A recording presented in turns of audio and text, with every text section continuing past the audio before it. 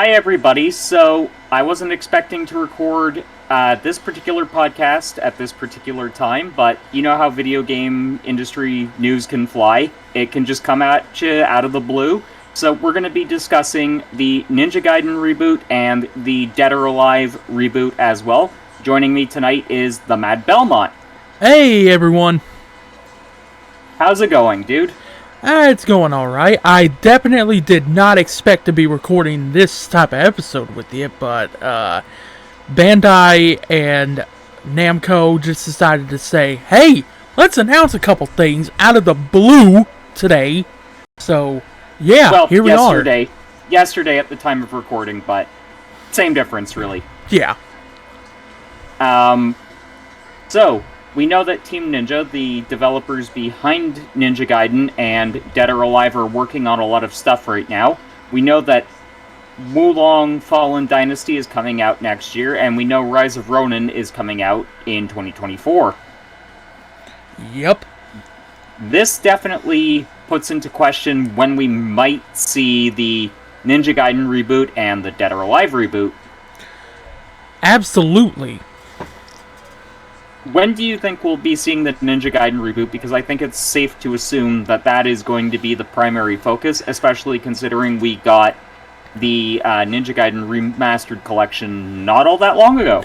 So, with this, and I'm glad you asked this, because with this and with those remasters being really fresh, actually, I think they either came out earlier this year or they came out late last year.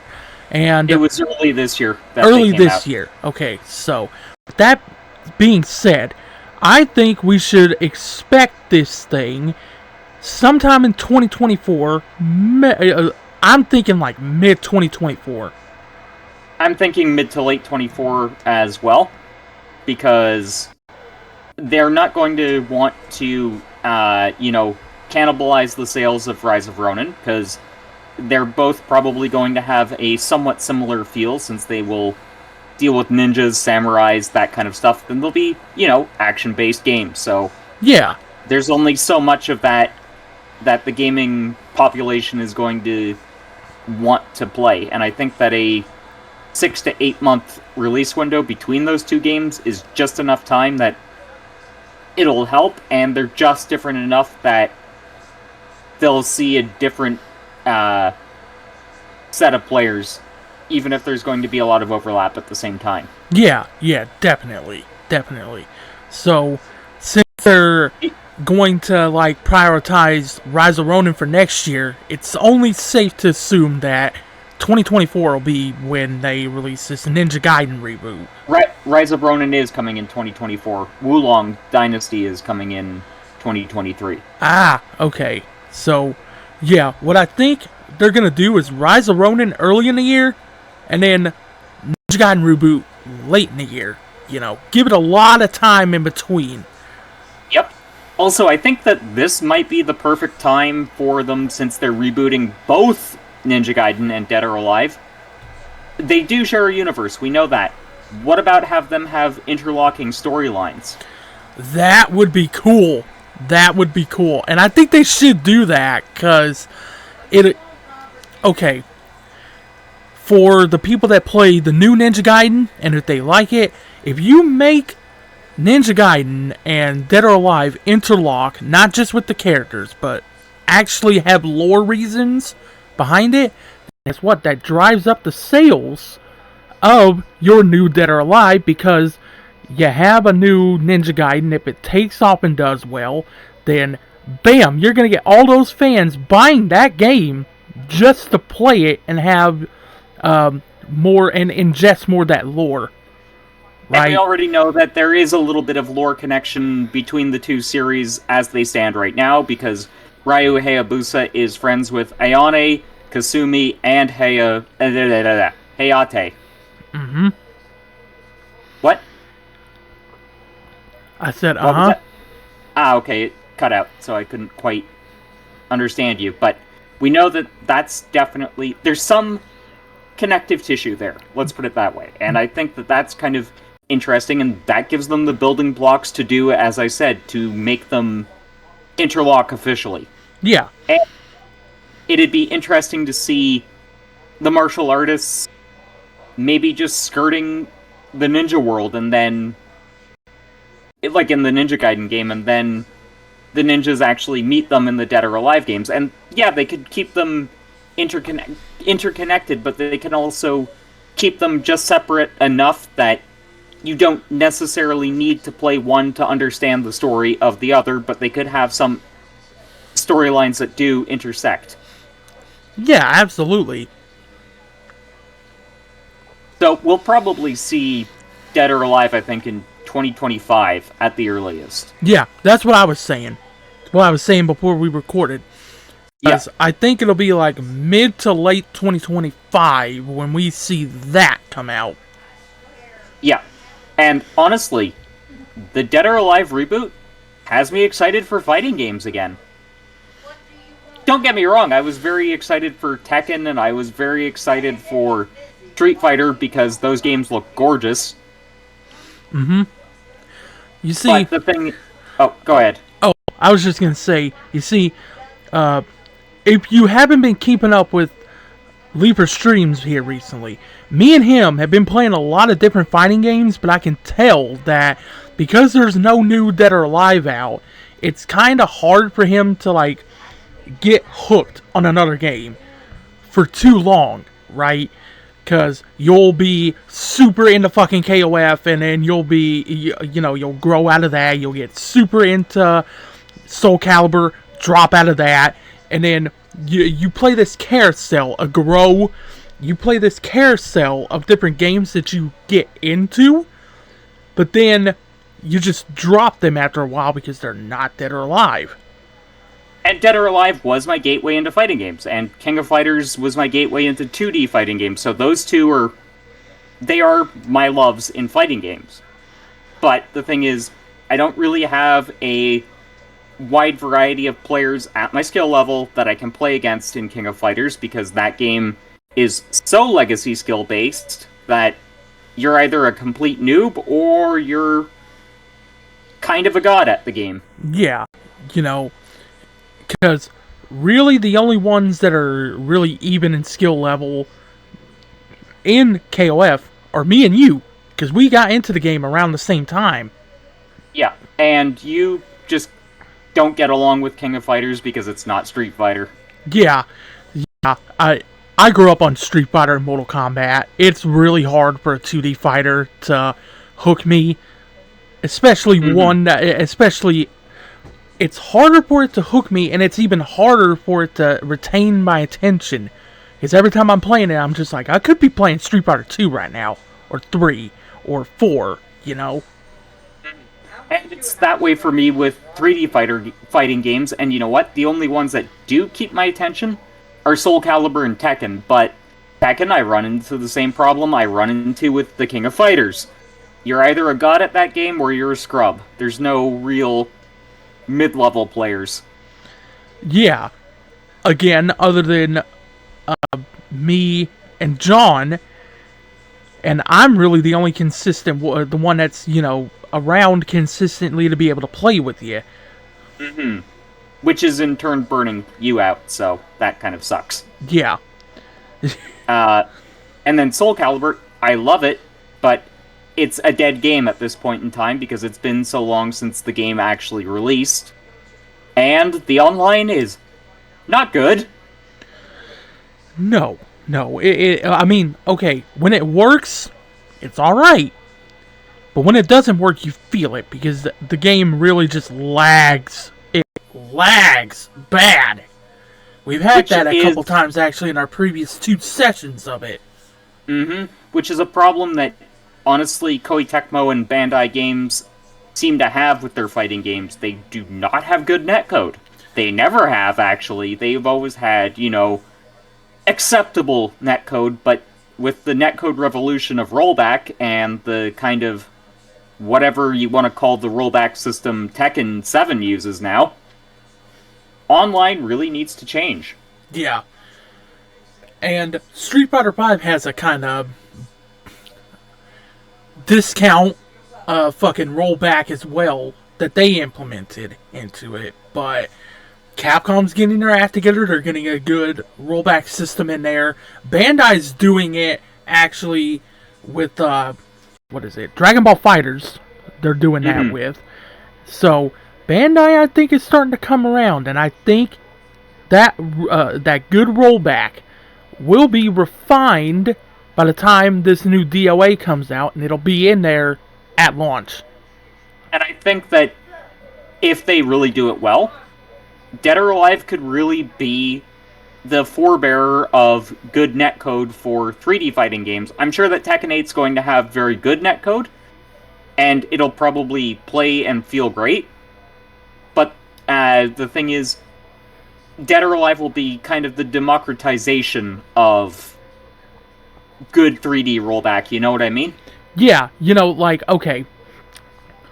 Tekken 8 will be Bandai just testing the waters, right? Putting it out there, seeing what works, what doesn't. They will have that shit ultra refined like Fiji water by the time this new DOA comes out, I believe. Yep. And you know what? This kind of segues us into the next kind of talking point for the Dead or Alive reboot. Because we did do a previous podcast on kind of our wish list for Dead or Alive 7. It's probably not going to be called Dead or Alive 7 now. So, we can kind of start from ground zero with this game. Yeah, we really can. What do you want to see return in the reboot? Because Dead or Alive has always had excellent gameplay. Even 6 had pretty good gameplay, even if it had a lot of questionable design choices. Yeah, so from a gameplay standpoint, I do want fast movement. I want fluidity in the movesets. I want movesets to be varied. I want every single character that you have in this game to feel unique from one another, okay? Because one of the biggest gripes I have with some fighting games is you'll play one character and there'll be one type of archetype, and then you play another character and you just feel like, oh, okay, they took the archetype from this character and tweaked it a bit. Which was kind of a problem in Dead or Alive 6, I found, because the whole game plan for every character was kind of the same. Now, that game design choice worked amazingly in Gauro, but Gauro was from a different time period, and it was a completely different kind of fighting game. I don't think that a standardized moveset works in the 3D space. Nah, that's more of a 2D thing. You can get away with it in a 2D game, because in a 2D game, there's not things like sidestepping and all that type of stuff that makes a 3D fighter unique. Yeah.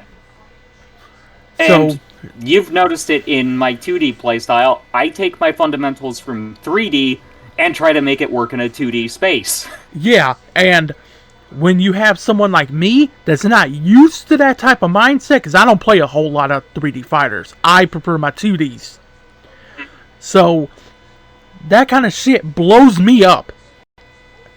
And then when he plays someone like John or Shinky or Hawk, someone that can actually just blow him up with that, yeah, I can tell he has a rough time with it.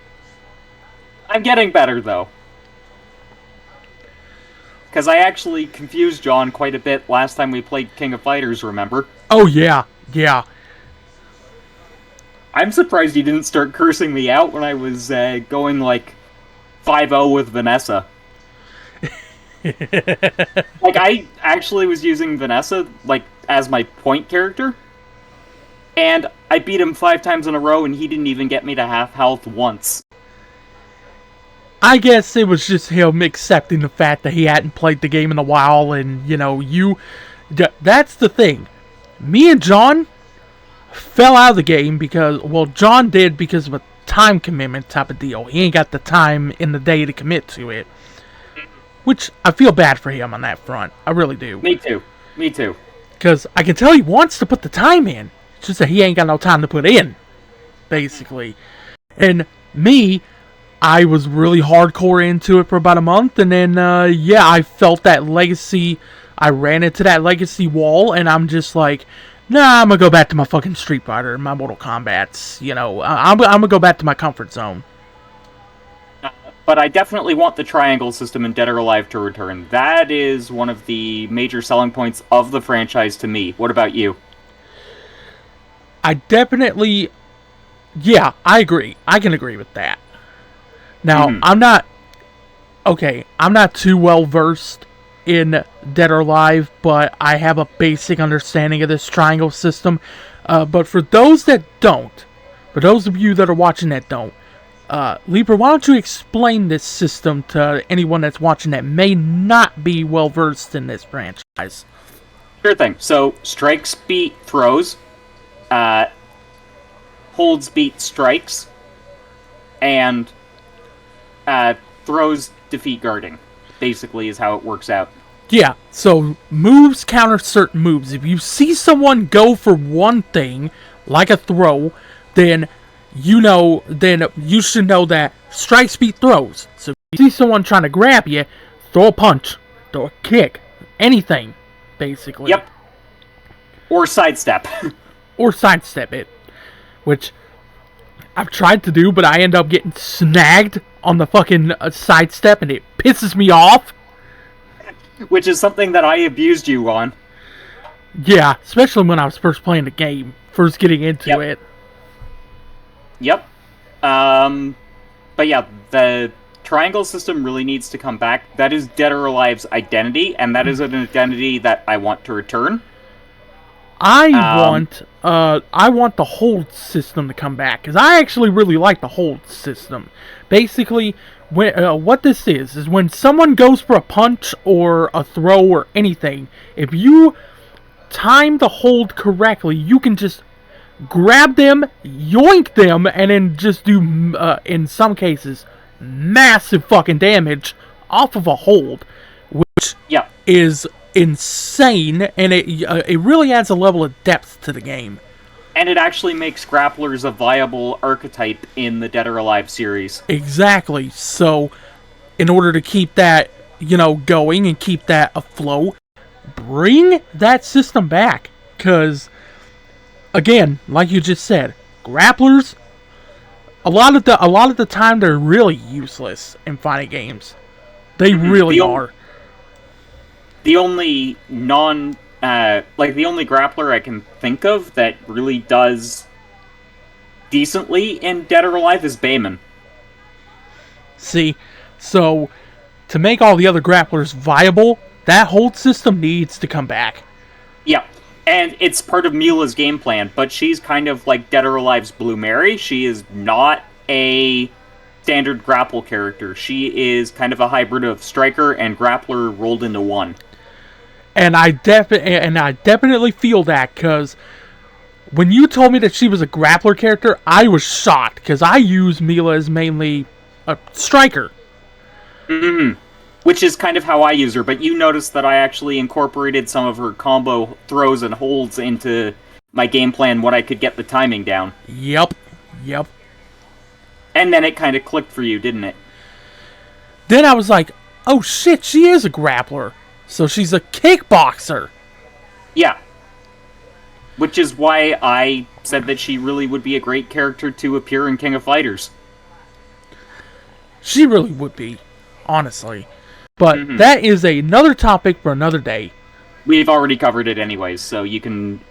When you upload this to the YouTube, you can put a card up around now. I will put a card up, and I will also put the link in the description if you're one of those people that just likes to put these videos on in the background while you do housework and stuff like that. I've done that before, so I do it all the time too. So since we're kind of now on the topic of characters, who makes the roster? Who comes back? Which of the newcomers from 5 and 6 are going to be included, or do they get completely pushed out of Dead or Alive history, in your opinion? Okay, so here's what I'm thinking. I'm thinking all the standard characters come back, especially the fan favorites, right? Unless they want to establish some of those newcomers as the new canon characters, right? So I'm thinking Hayabusa has to come back.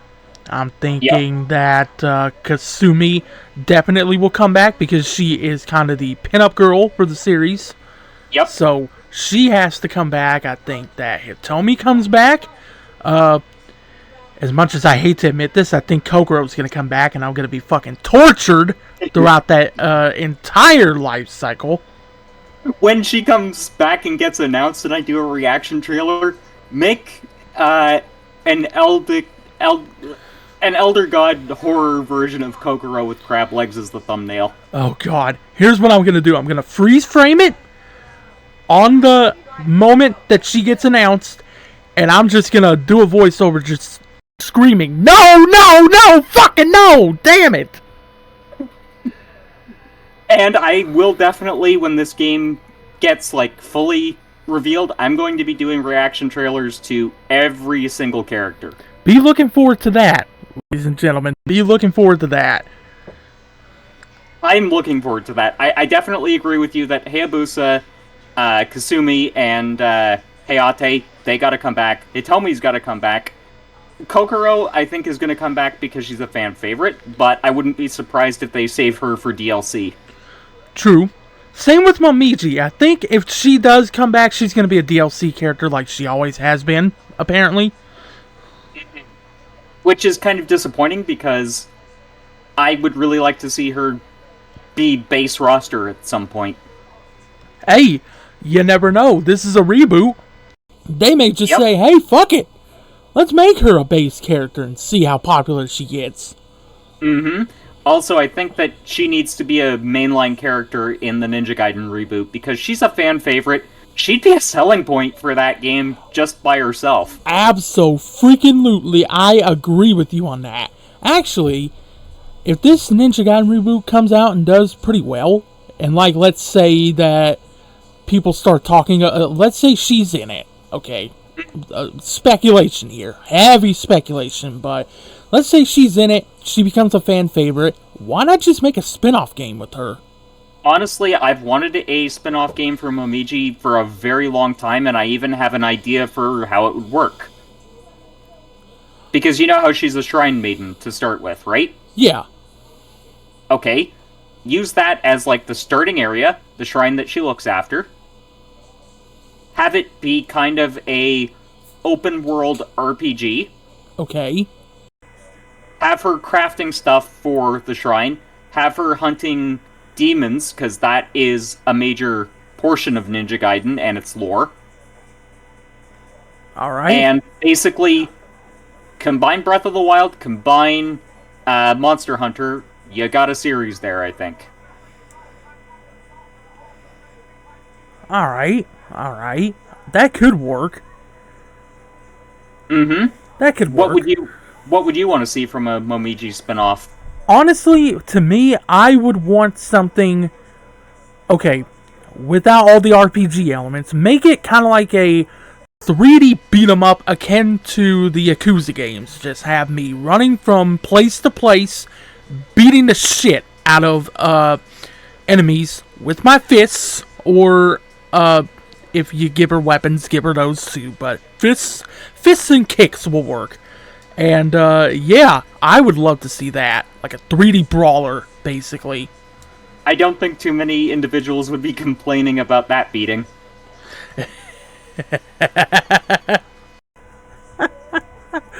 Fair enough. I know I wouldn't. Me either. But, yeah, I want to see Momiji come back. I want Kokoro and Hitomi to come back. Do you think Ayane will come back? Considering she's Kasumi's sister, I think it's an inevitability if they bring Kasumi in that she'll be back. So, basically, if she's not there, that means Kasumi's not going to be there. Or, if Kasumi's there and she's not, there may be a lore reason for it. Yep. Bass and Tina, I think, are maybes. Yeah. I think Christy, I think, is a maybe too. Which puts Helena in question. Mm-hmm. Which kind of then puts Kokoro in question. I'm thinking that Honoka may be... Okay, is Honoka like a fan favorite character? Oh, Is yeah. she? Oh yeah. Her and Marie Rose have kind of become the secondary and tertiary pinup girls for the series. Okay, yeah. Then I think that those two are basically shoo-ins for that, based off their popularity. Now, if Bandai does do that, they're gonna have a fun time coming up with lore reasons for them being there. But you know, well, yeah, here's the thing: Honoka is canonically the half sister of Ayane, so. Okay. So if Honoka's in there, that will definitely be an indication. If Ayane isn't in that game, she will be in a future game. So that means that she's also related, but not by blood, to Kasumi. Okay. Well, technically by... You know what I mean. It's weird. Now, another thing that I want Bandai to look into, okay, is look into making really good tutorials, okay? Explain things to new players in a way that doesn't confuse the hell out of them, okay? Because I have seen it time and time and time again with this franchise and a bunch of other franchises in fighting games, is new players come in and they depend on those tutorials to teach them, okay? But a lot of the time, they don't lay it out in a way that's new player friendly, that doesn't confuse the ever-loving shit out of them. So, Bandai, please look into making tutorials that actually teach you something, okay? And what I mean by that is they don't confuse you, because I've been in that situation with a bunch of fighting games. Speaking of KOF, that one in particular, that tutorial system, I got through it and I was just like, I didn't learn a goddamn thing. Yep, and you know what? I know a lot of people will disagree on me with this, but I found Dead or Alive 5's tutorials confusing as hell as a brand new person to fighting games. Once I kind of learned fighting games and kind of went back to them, I understood them. But the thing is, they were laid out for someone who at least has a baseline knowledge of what the fuck they're doing.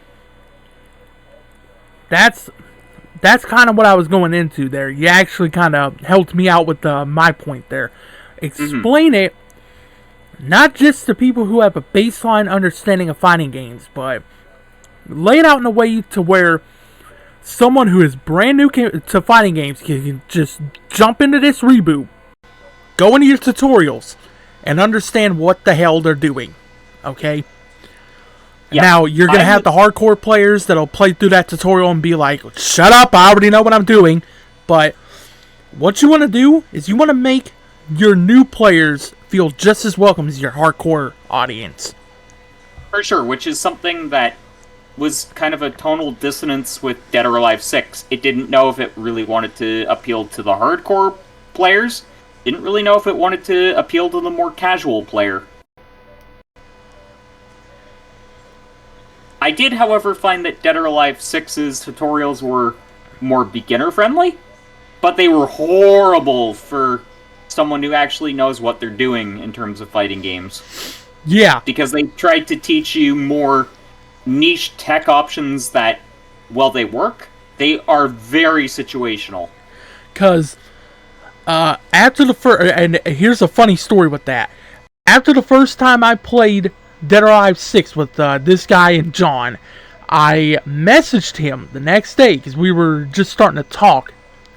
And talk, pretty well. Get to know each other pretty well. There we go. We're starting to get to know each other. And I messaged him, and I'm just like, dude, I just got done with these tutorials in Dead or Alive 6. They're awful. They are terrible. And he, Leaper messaged me back, and he was like, yep, in all caps. All caps. So, I think somewhere in between 5 and 6's tutorial system would be ideal, and maybe, you know what, incorporate some mini-games into it. because Skullgirls use minigames to teach you fundamentals. Look at how well people laud that particular tutorial system. Yes, one in particular was, it used these bouncy balls, right? They would just throw a bunch at you on the screen, and you had to sit there, and it taught you how to block, basically. Block on the fly. So, you would have one go up to the top of the screen, bounce off the side of the screen, and then just ricochet straight at you, and then you have to block that. But you better be ready, because another one comes and it ricochets off the floor and comes at you. You know? Mm-hmm. And I think that, you know what? Use beach volleyballs as the blocking tutorial in Dead or Alive. I see what you're doing there with the fucking DOA Extreme references. Yep, but I think that series should stick around as well, because it sells extremely well, and you know what? It's actually a really solid game mechanically. It has a lot of mini-games, and some of them are sucky, but the vast majority of the core gameplay is great. Yeah, I actually owned the first Dead or Alive Extreme on OG Xbox, and I did play a little bit of it, and I'm like, wow, this is actually pretty damn solid. Mm-hmm. And they just kept refining it and making it more solid in 2 and 3. Sadly, 3 never came out here in the States. It only came out in Japan. You have to import it if you want to play it. Which I done. And it was worth it. I'll say that much. So, Bandai, if you're going to bring Dead or Alive Extreme back, don't let people on the internet punk you out of releasing it here. Release it worldwide. Okay. I agree, and also, you know, keep the core aspect of Dead or Alive around, which is the fan servicey side.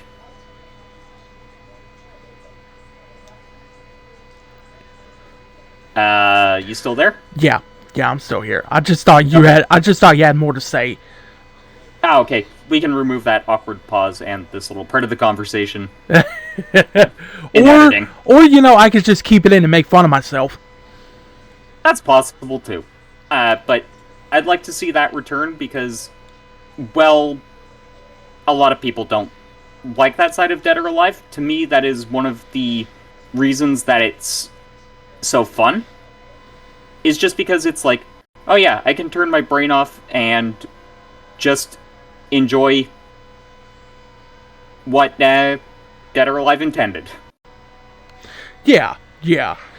So also, if they want to, you know, even it out, do more fan servicey stuff for the guys as well.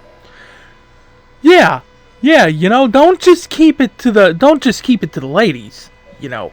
You can do some fan servicey stuff for the guys too. You know, you can show more 6-packs and stuff like that. You know, there's things that you can do, but for both sides of the coin, basically.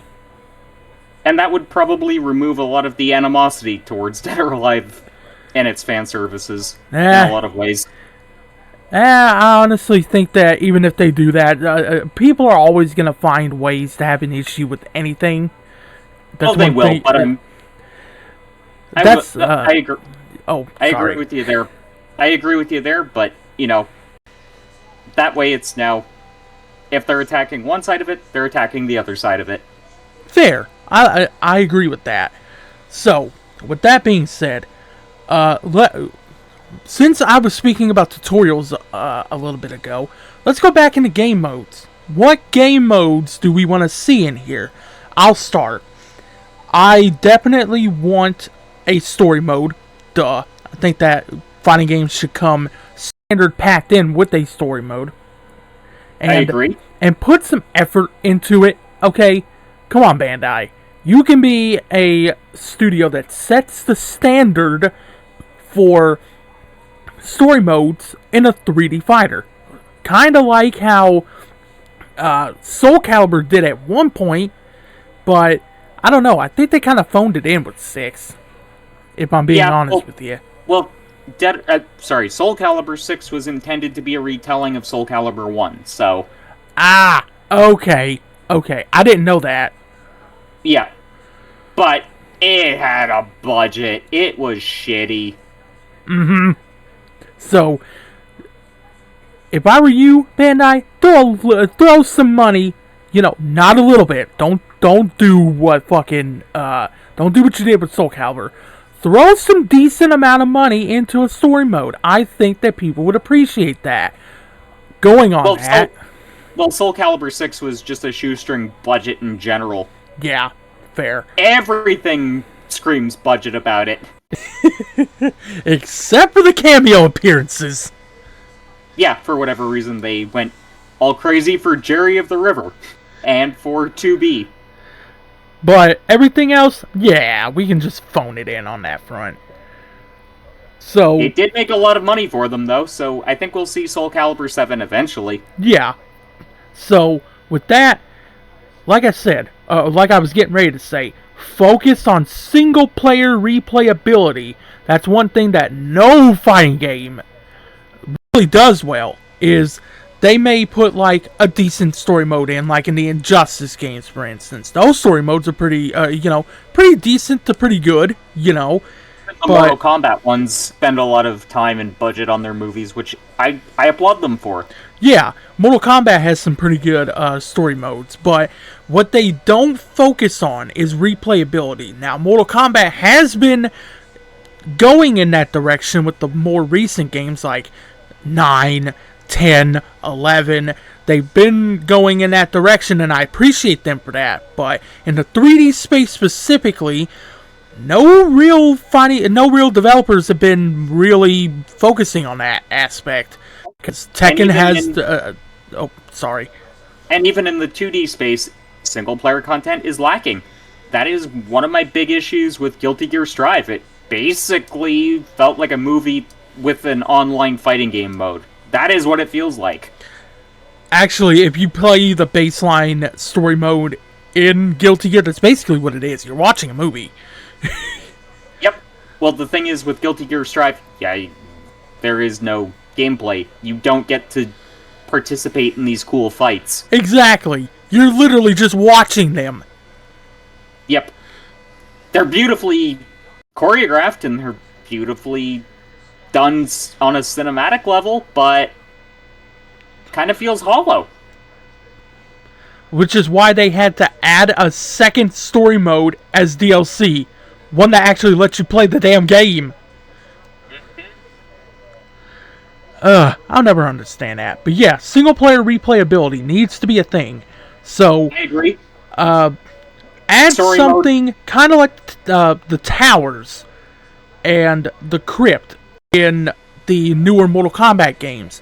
Add For those something... who don't know the towers and the crypts, could you explain them briefly? Yes, I can, actually. I was just about to. So, what this is, and what I'm referring to here, is there are these things called towers and crypts in the newer Mortal Kombat games. Specifically, 10 and 11 for the crypt. And what these things are, is the towers are...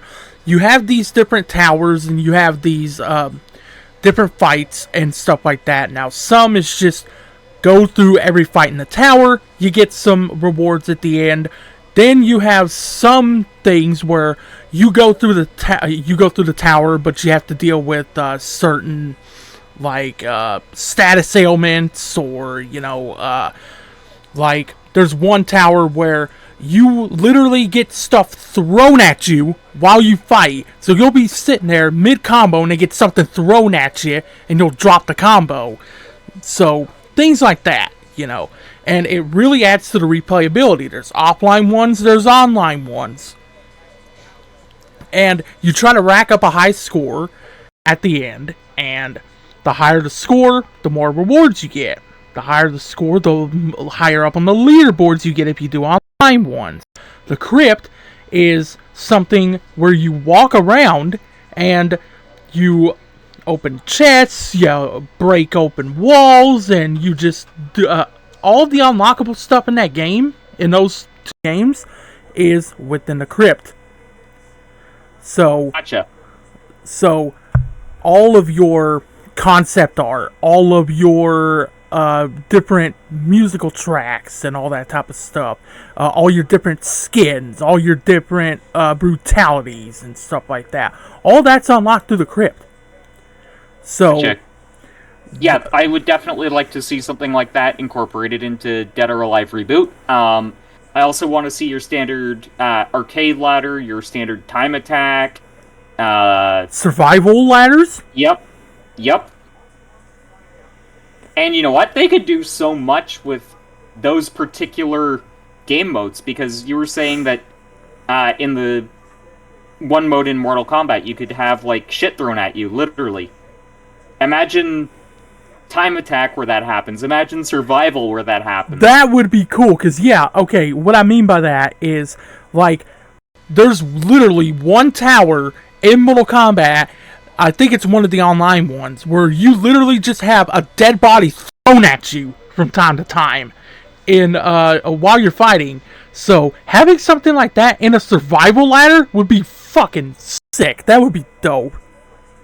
Exactly, and maybe have, like, more dynamic stages, because that is something that Dead or Alive has always been great at. Like, look at how much fun Dead or Alive 5 was, and you actually seem to really love how dynamic the stages were when we were playing that game. Yeah, because, okay, Dead or Alive 6, yeah, it's got cool stage transitions and stuff like that, but they didn't really feel all that dynamic. Literally after like half an hour of playing Dead or Alive 5, I literally just blurted out of nowhere, wow, the stages in this game are dynamic. And then he went on like a 10 to 15 minute rant about the stages in DOA 5 compared to 6. Like, honestly, make a hybrid of the two games. Make the reboot a fresh story. There's your game there. That is how I feel about it. I think that hybridization of the two. Yeah, I think so. But also add in some things that were in old school DOA. Which you have more knowledge on, because I've only played 5 and 6, plus Dimensions. So, I played a tad bit of DOA 3 and 4. I didn't really get into those, but I had a couple buddies that were into them. So, I did play those a couple times, and there were some really cool, like, arcade ladders and all that type of stuff in those games that added to the replayability factor. So, definitely do that again, Bandai. Again, going back to what I said, single player replayability. Make that, set a trend there. Set a trend. I guarantee you, if you do it and you execute it right, every other developer is going to be like, you know what, I think I want to taste that.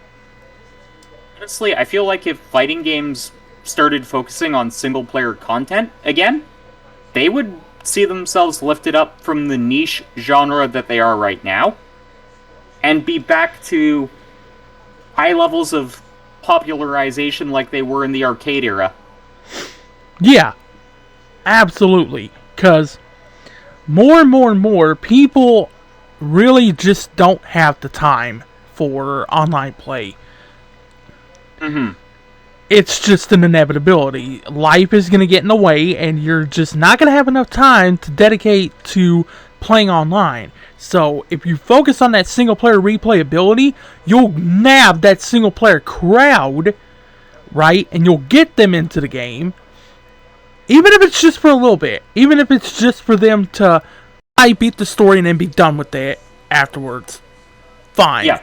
But make sure that you have good single-player content in there. Because I've seen so many people just not even touch fighting games because of how online focused they are. And it hurts me. It hurts me.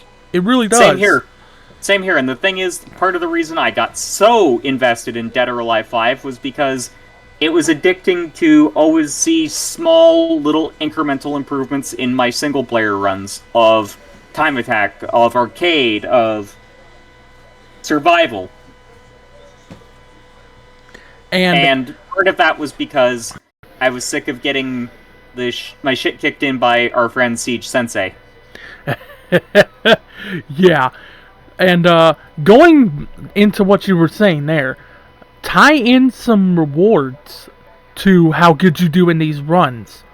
Like, have certain unlockables locked behind getting X amount of time in a time attack, or survive until this long in a survival run to unlock this really cool piece of concept art. Yep. Have an incentive to do better, basically. Exactly. Also, you might find this interesting. Gauro, the remaster, which has been delisted from the PlayStation Store, sadly, it actually has this online leaderboard, so, like, it compares how you did in your arcade runs, your story runs, your survival and your story mode. It compares how you did score-wise against the rest of the world. And your friends, too. Yep. So, you can have something like that, too. And, like, you could say, oh, if you place in, let's just say the top 25 of the leaderboards for 1 week in the world or against your friends, you unlock this skin or this fucking piece of concept art or something like that, Yeah. Also, this kind of gave me another idea. What about weekly challenges? Where you have to do a run in a specific way, or there's a new mode every week that locks you out of doing certain moves with a certain character. That's another thing that these online towers do in fucking Mortal Kombat, is they'll have ones that rotate in and out, and they'll have different things, different limitations. There we go. That's the word I was looking for.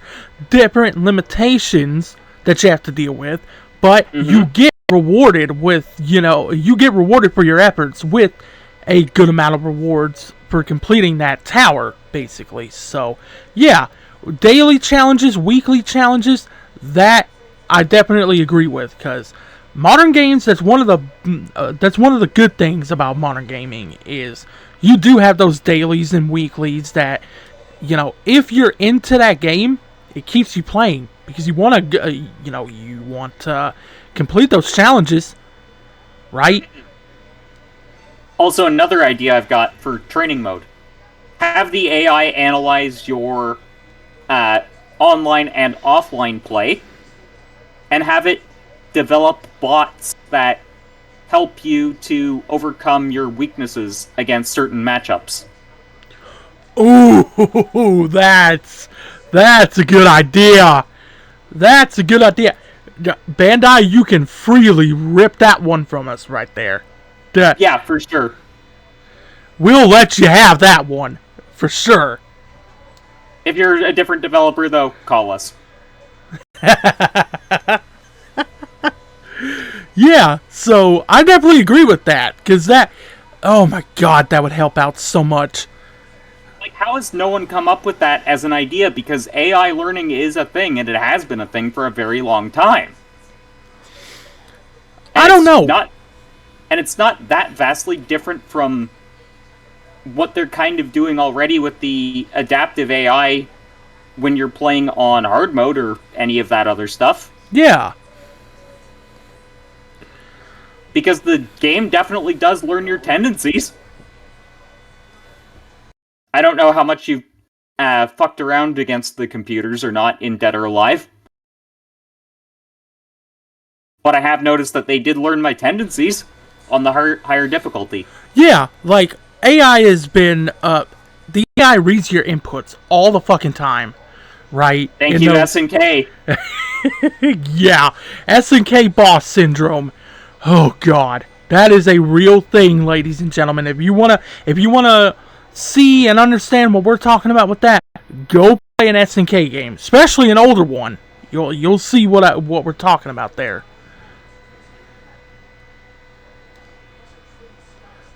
So, with that being said, is there anything else that you would like to add before we wrap things up here? Just potential guest characters, I guess. Okay, so, you know what? You go first on this one. Vanessa, King of Fighters. Anybody else? I was thinking you would jump in with the next one and we just bounce for a bit. Oh, okay. Well, I actually have two here. Okay. I would want to see Kyo from King of Fighters. And Yeah. since Go ahead. And since Tekken's already done this, why not bring in a Street Fighter character? Tekken brought in Akuma. DOA, bring in Ryu or Ken. Yeah, I was thinking you would say Cammy. I play Ryu and Ken a lot. Those are my boys. Yeah, fair enough. I just was thinking because of what Dead or Alive is known for. They definitely could. See, that was the cop-out answer. I didn't want to do that. Fair enough. Okay. B. Jenny from Gauro and King of Fighters. Ooh, that's a good one. That's a good one. While we're on the topic of King of Fighters, why not Blue Mary? Oh yeah, definitely Blue Mary. DOA, you've already brought Mai on over. Can you Kula? Can you bring either one or both of them back, please? That would be really cool. Lydia from Tekken. And while we're on the topic of Tekken, bring in either Heihachi or Jin Kazama. I'm surprised you didn't say Martial Law. You see, that's the thing, though. Does DOA have, like, a standard Bruce Lee character? Yes, Jan Lee, Mr. Screamy, as Roxy calls him. I forgot about him! It's the spiky hair, man. It throws me off. You gotta insert a clip of Jan Lee screaming at you for forgetting about him. Oh, my God. Yes, I do. Sorry, Jan Lee! Don't scream at me again, okay? Jesus. But yeah, and definitely and martial law. Scream right there. Insert another scream there, just because acceptance, I guess. But yeah. So martial law. Obviously, I'd like to see him. I don't think they'll go that route, though. Honestly, because if they do go for guest characters, they'll go for like super popular fan favorite characters. And Law, even though I love him and he used to be like super popular, more people, at least to my knowledge, Tekken community, you can correct me on this, but Law's kind of been pushed back a little bit in popularity by people like Brian Fury and like Jin and like Lawrence of Arabia, as you call him. You know, characters like that have kind of leapfrogged over. Yoshimitsu's another one that's actually leapfrogged over Law in terms of popularity. Well, he literally leapfrogs over everyone. Stupid fucking sword hop attack. And he's screaming, "How's this? How's this?" all the time. Oh, God. But yeah. Now imagine if they included that as what he says when he does a hold if he becomes a Dead or Alive guest character. Oh, Lord. I think that would drive you up the wall, because it already does in Soul Calibur. Only him and Killick make me salty in Soul Calibur. You've probably noticed that. Oh, yes. Speaking of that, I was thinking Killick would be another, like, great troll guest character. Interesting. Because would be weird to see how he'd play in a non-weapons fighter. Yeah, but I think he could work, because his weapon is basically just a big stick. Yep. So you take that away from him. It would be a message to all of the Dead or Alive community.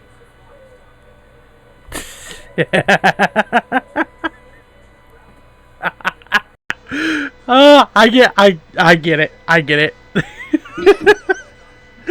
Took you a moment, though. Yeah. Hey, you know it does sometimes with me. Okay. Yeah. Taki, she would be perfect. Yeah. Because she does use a weapon, but the thing is, a lot of her moves are brawl-based. Mm-hmm. So, she could just punch you and kick you. And she's a ninja. Same with, okay, if we're gonna go Soul Calibur characters, Another couple, actually, that I think could work is Talim, because her weapons are basically these super short sticks that basically just cover most of her forearms. You know, Yeah. and her attacks are mostly brawl-based anyway, right? Like, she'll do a couple punches, and then she'll jump at you, and you can either do, like, a Superman punch, or a kick, or something like that in midair, and, or you can jump and then do a kick, and she'll just drop right on top of you. So, I think her moveset could work in the DOA game. And then, It definitely would. and then, the other character that I was thinking of is Maxi, because he basically uses nunchucks. Yep. So, I think... That would work. Yeah. So, I think that could work, too. I'd love to see Sarah Bryant return. Oh, yeah. Yeah. Now, we're going to go into virtual fire characters. Definitely Sarah. I'd like to see Jackie, her brother, come in here. He was in 5 last round. I didn't know that. So, yeah, bring Jackie back.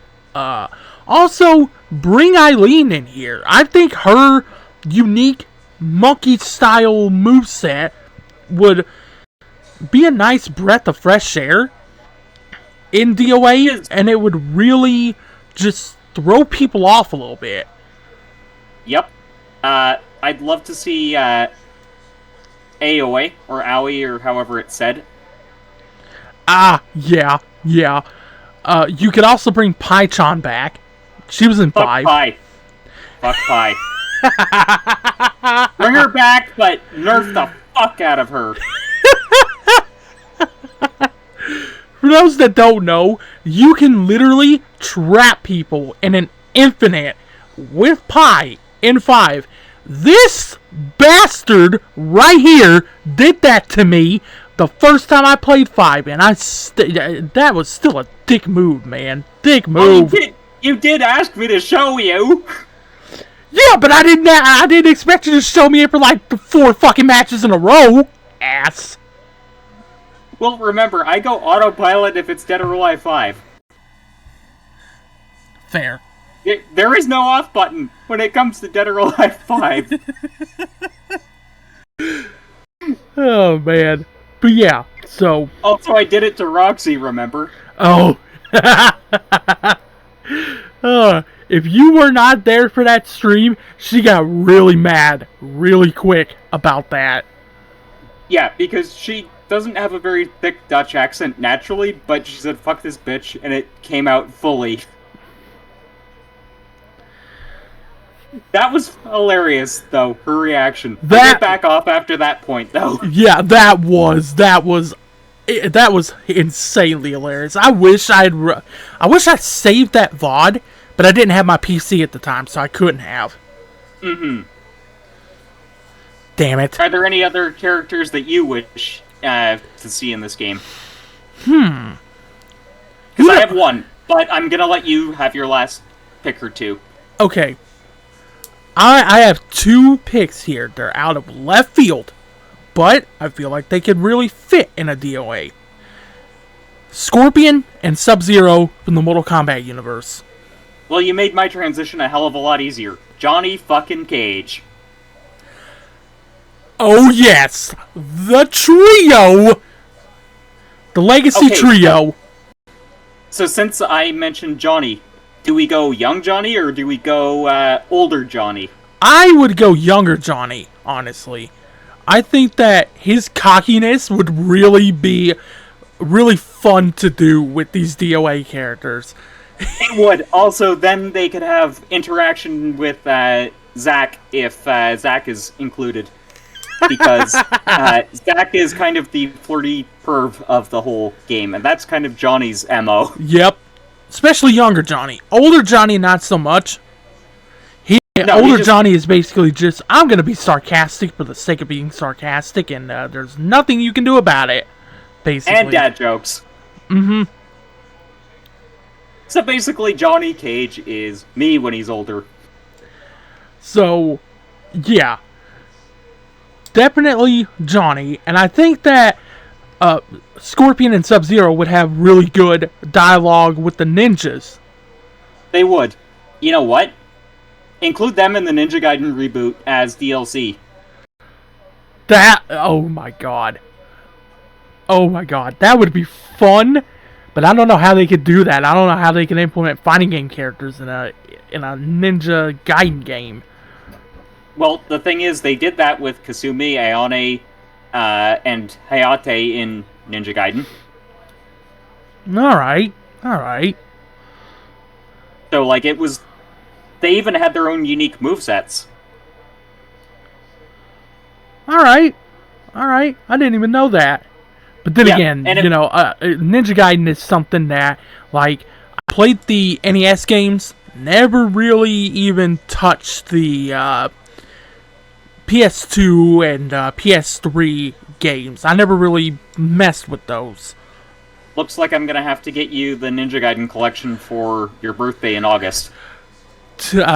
Here's the thing. Godo already bought that, so I can just download it whenever I want to. I did play a little bit of Sigma, but I kind of got, wrapped up in other things, and I haven't really gone back to it. So I'm going to have to dedicate some time to that eventually. Well, in Ninja Gaiden 3 Razor's Edge, which is the only Ninja Gaiden I've played, you could actually unlock Momiji as a skin, you could unlock Hayate, Ayane, and Kasumi. That is dope. Yeah, and they each had their own unique movesets, too, so it was like playing a completely different game. Alright, so with all that being said, we have a couple questions for you before we get off of here. What characters, what modes, basically, what do you want to see in this reboot? Tell us what modes you want, tell us what characters you want to see. You can tell us if we're crazy for any of the stuff that we mention here. Let us know in the comments below, because we'd love to discuss this type of stuff with you guys. And Definitely. Or even non-binary people as well. Anyways, where can people find you, Belmont? You can find me on YouTube at TheMadBelmont. You can find me on Twitch, but I've kind of retired that for now, because my life is way too chaotic for streaming. So it's primarily YouTube and Twitter at TheMadBelmont. Alright, and my socials will be in the description below. Thank you for being a guest, and thank you for doing the editing that is going to happen. You might have to do a thumbnail for this, I don't know. I did ask my friend IzaNoKen Studios to do it, but I want to get this up ASAP, so I might need you to step in on that front. Alright, I'll see what I can do. If anything, I'll just, throw one together really quick on, Share Factory or Krita or something like that, Alright. But, anyway, that is going to do it for this episode. If you like this content and you want to see more, definitely hit the like button. Comment and subscribe. Yep. And, also, please let us know if there's anything you want to see from this guy in the future. Yep. Alright, have a good one, guys.